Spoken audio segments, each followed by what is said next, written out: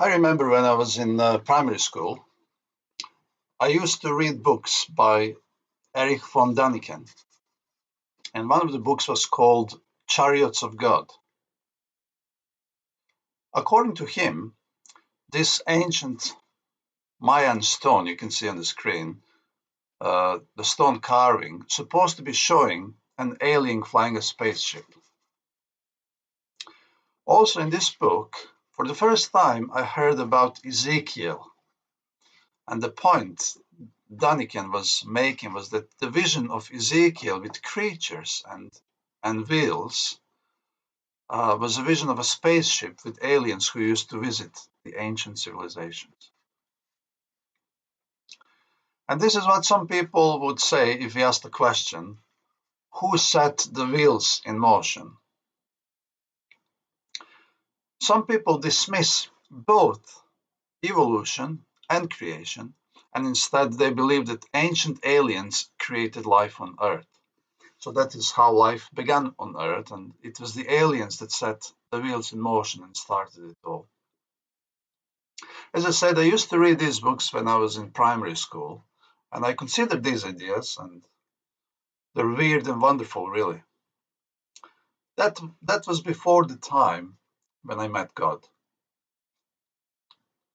Soon enough, this writer, Daniken, he was debunked and discredited, not by theologians, but by scientists and archaeologists.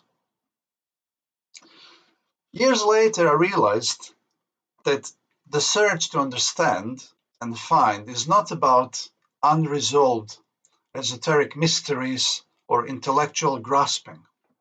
What I found in my encounter with God was a deep sense of sin and conviction that I somehow needed to change. And I began pursuing ethical changes while God was changing me on a deeper spiritual level. Sin, where did it come from?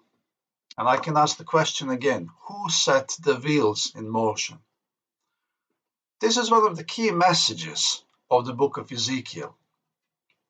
The where and the why question.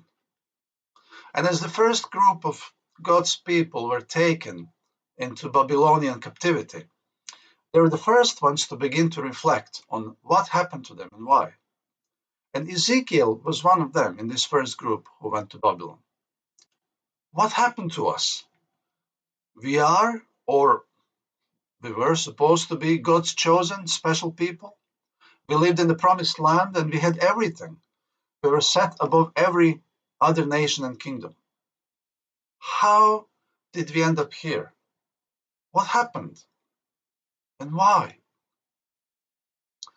Ezekiel tells us stories and gives us hints as he takes us back in time trying to answer the question, why?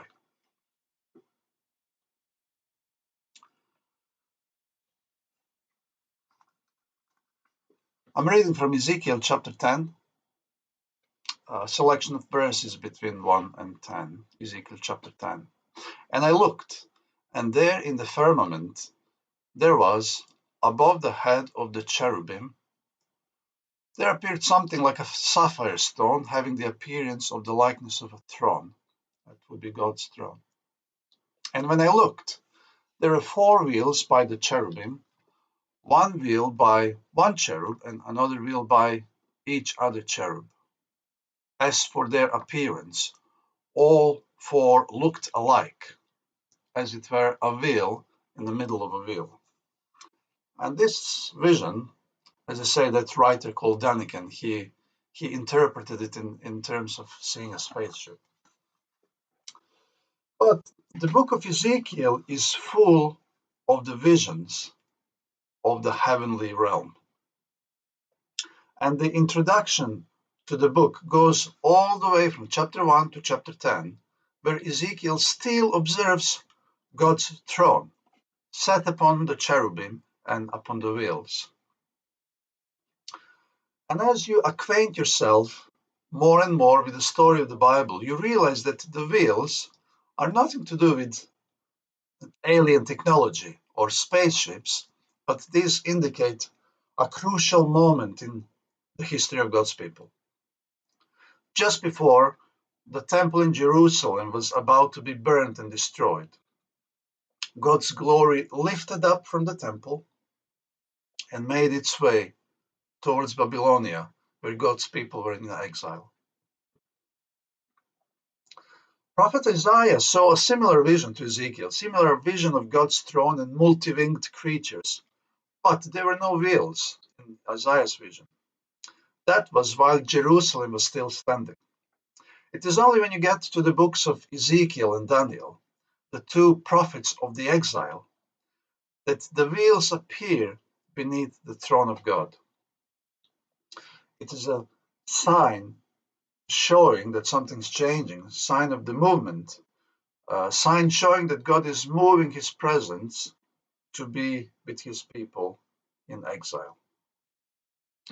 And the reality is, ever since, all God's people, including you and me, we all live and function in this exile environment. None of us live in the promised land.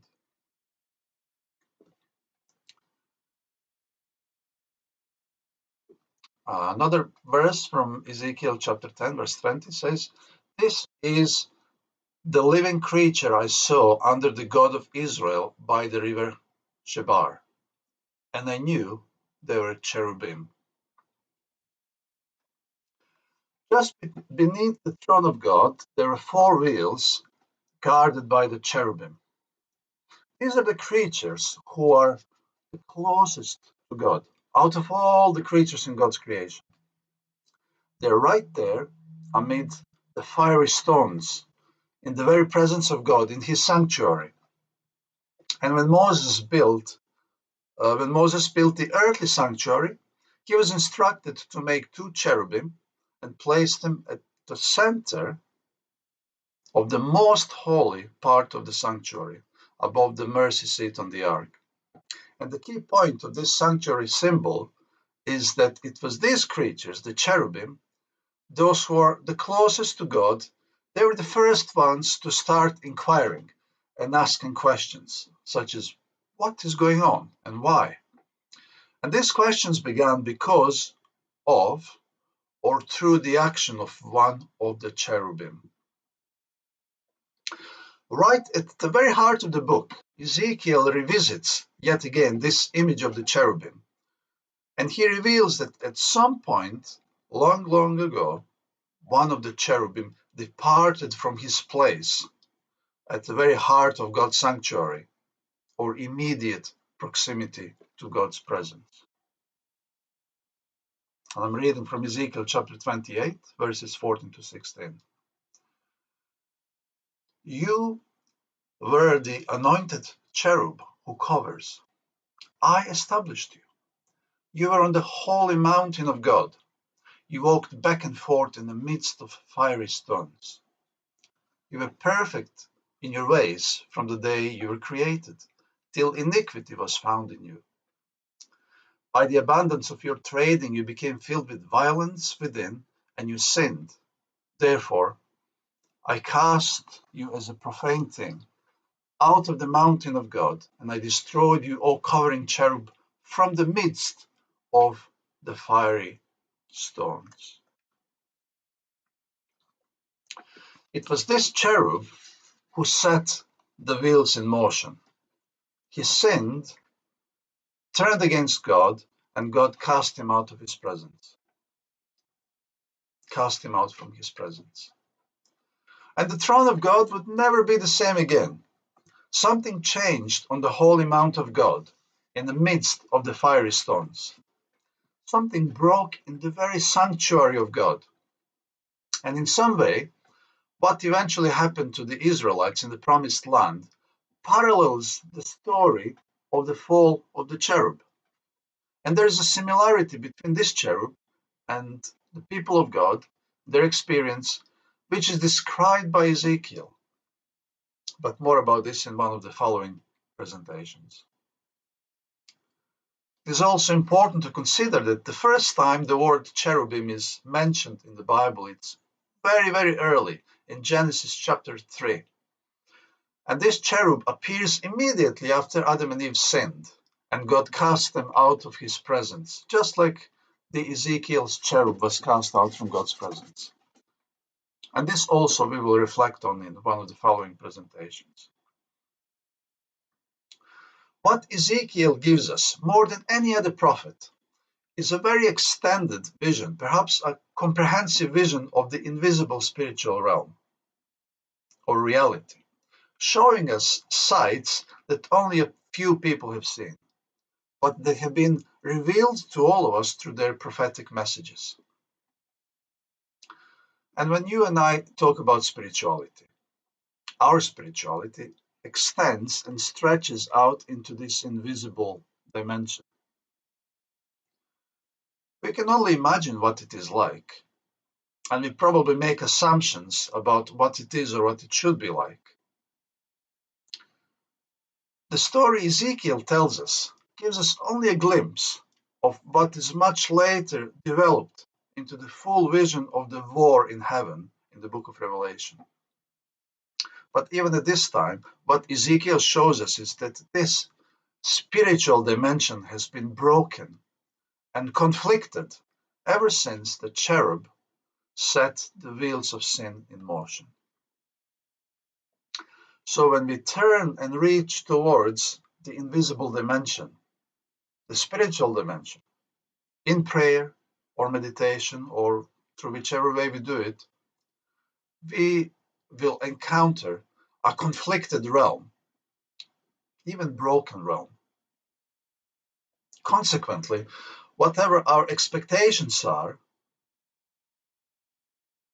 as we reach out into this realm, we may not find what we are looking for or what we desire to find. When we turn to the spiritual realm, as we seek God, we enter this dimension of conflict. And there are bullets and fiery arrows flying here and there and everywhere, all over the place. And occasionally we get wounded. And occasionally there are some casualties, just like there are casualties in all conflicts, any other conflict. And the story Ezekiel tells is a reflection on the tragic experience of God's people. The story of wounds and casualties that come with the territory for those who live in what can be called a spiritual nation, or the priesthood of God, or the holy people, or God's people, or the church. And the entire Bible tells a very messy story as we look back at the history of God's people. And as we come into the present times, we find that the mess is still with us in this world, in this physical realm, with you and me.